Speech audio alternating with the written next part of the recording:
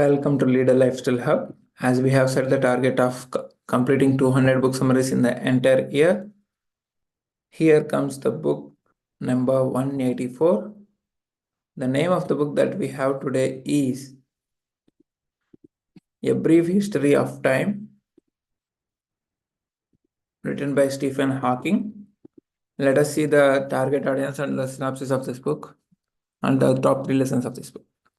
The 15-year-old high schooler whose favorite subject is physics, and the 34-year-old who was always curious about space but eventually gave up on physics, and anyone who wonders when looking at the stars.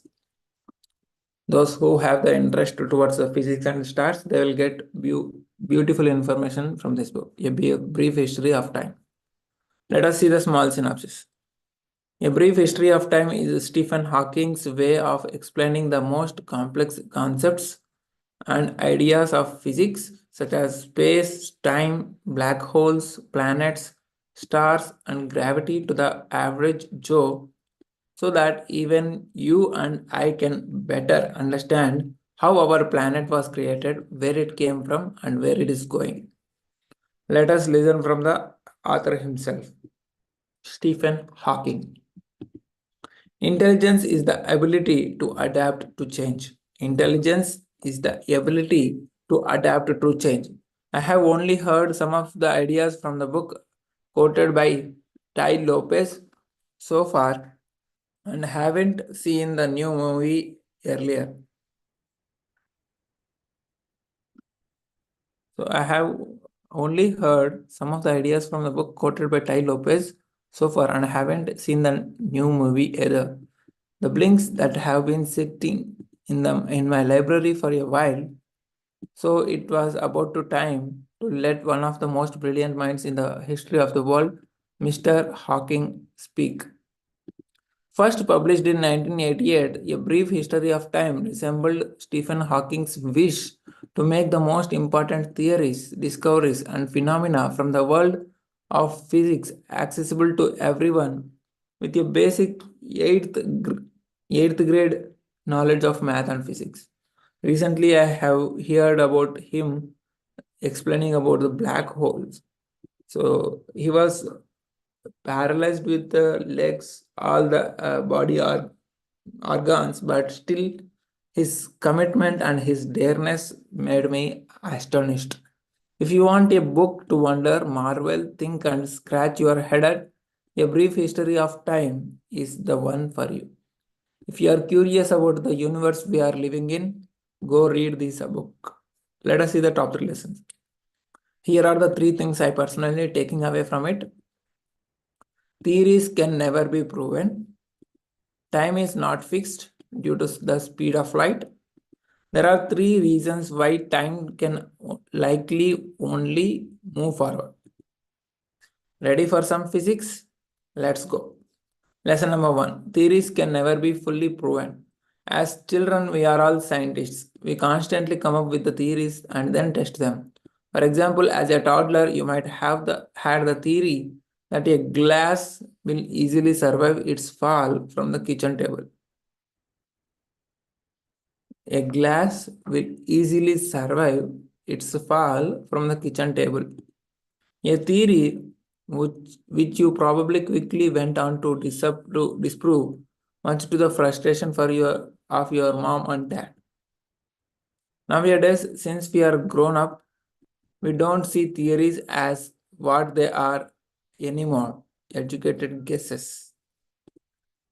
If you come up with a theory that your software startup needs 1,000 clients to thrive and start turning a profit, you almost instantly accept it as a true, which leads to lots of disappointment should you fail in spite of reaching that goal.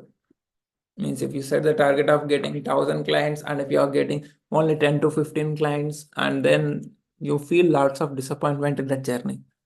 Hawking says a theory is nothing more than a model, which currently explains a big number of observations. This has 2 great benefits. You can make definite predictions about the future. The theory can always be disproven if evidence against it comes up. Let us take an example. A commonly accepted theory until 1903 was that nothing heavier than air could fly.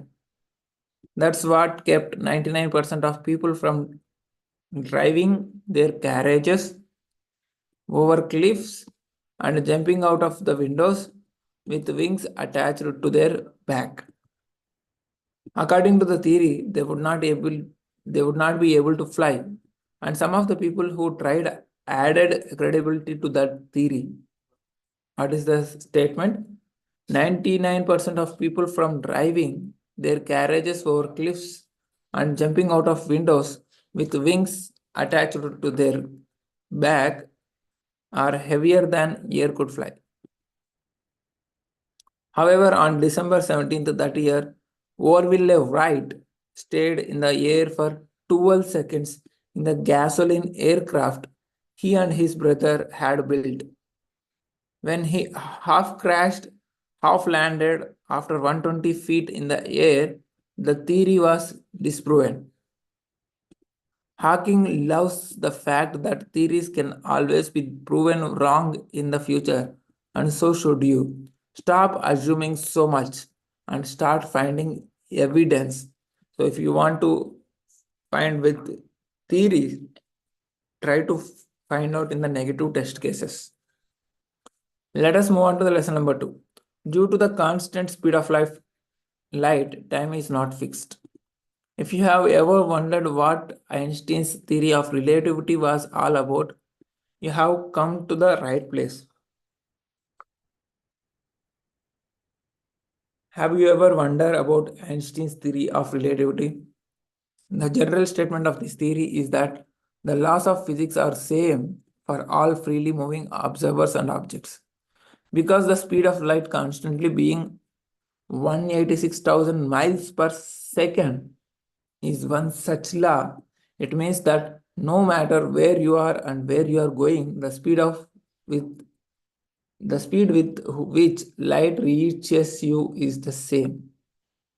Whether you are in Andaman, whether you are in Andhra Pradesh, whether you are in Canada, Karnataka, whether you are in Kerala, wherever you are, the speed of light works same in all places.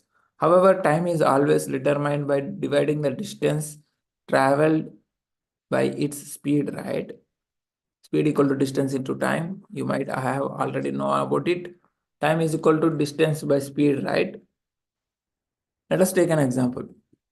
If you take your car and drive for 100 miles at 100 miles per hour, it will take you exactly an hour to get your destination. Pretty simple. 100 miles per hour, you need to travel for 100 miles. That means simply 1 hour you will take time, right? But if one person travels 186,000 miles towards a ray of light, another travels 186,000 miles away from it. But the speed of light is constant. The light would reach the person 2 seconds faster.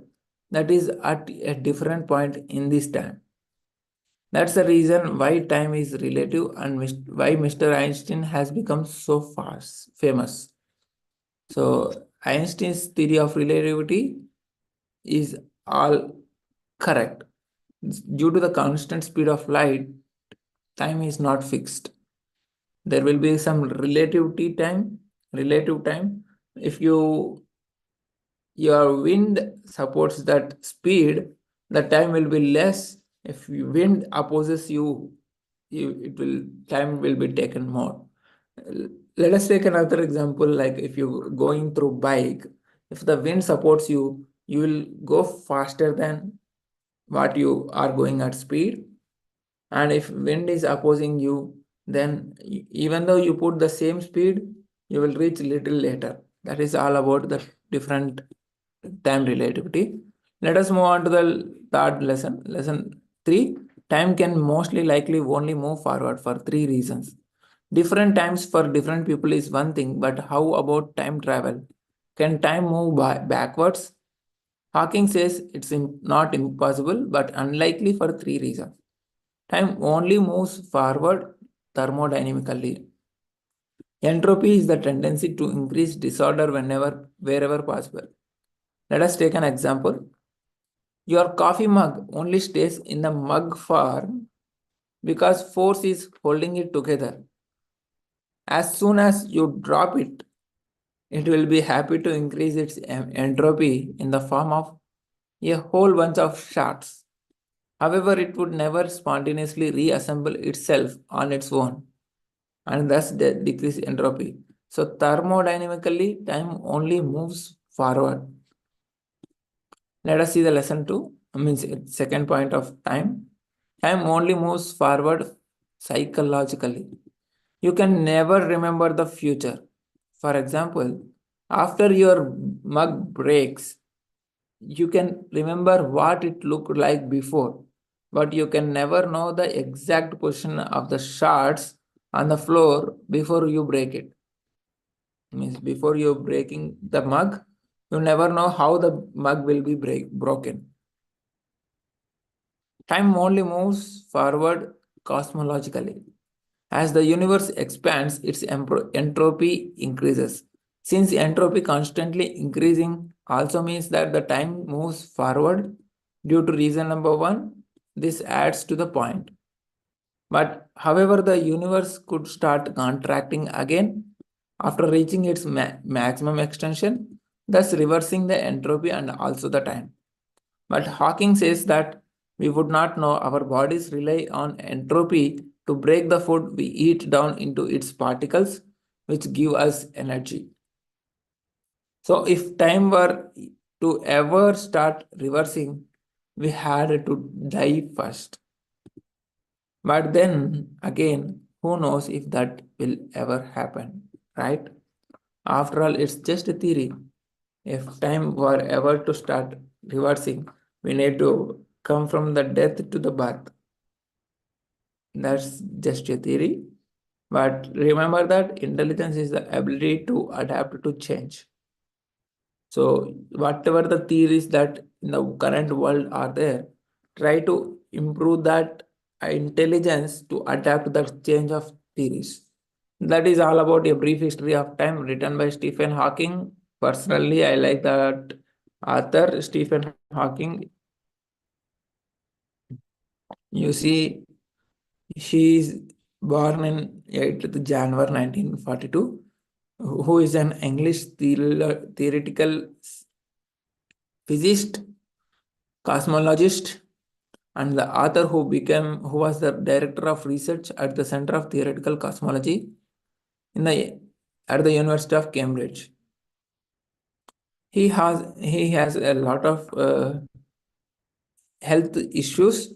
However, his commitment and his dareness is astonishing.